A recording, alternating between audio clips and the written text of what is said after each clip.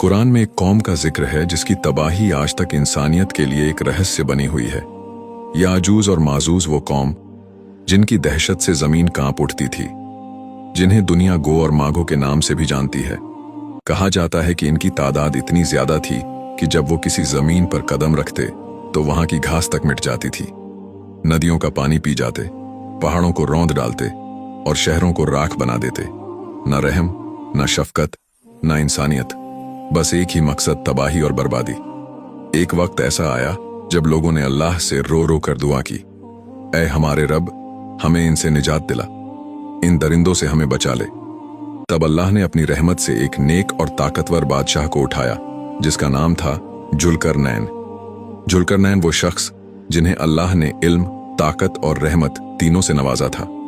जुल्करनैन ने पूरी दुनिया का सफर किया और जब वह दो पहाड़ों के बीच पहुंचे तो वहां के लोगों ने कहा, ऐ जुल्करनैन, याजूज माजूज हमारे इलाके में हमला करते हैं और हमारी खेती, हमारी औलाद सब तबाह कर देते हैं।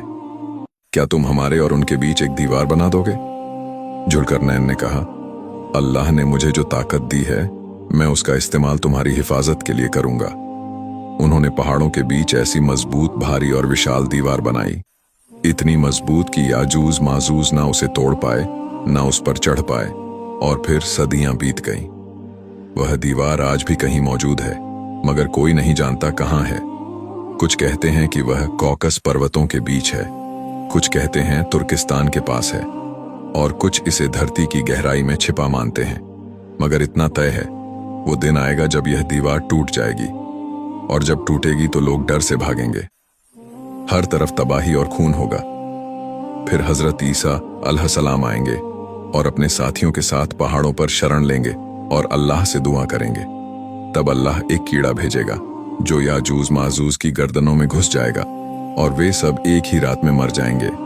सुबह जब सूरज निकलेगा, धरती लाशों से भर चुकी होगी, उनकी बदबू से हवा तक सड़ जाएगी।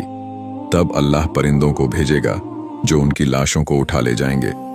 फिर एक तेज बारिश होगी जो पूरी जमीन को धो डालेगी।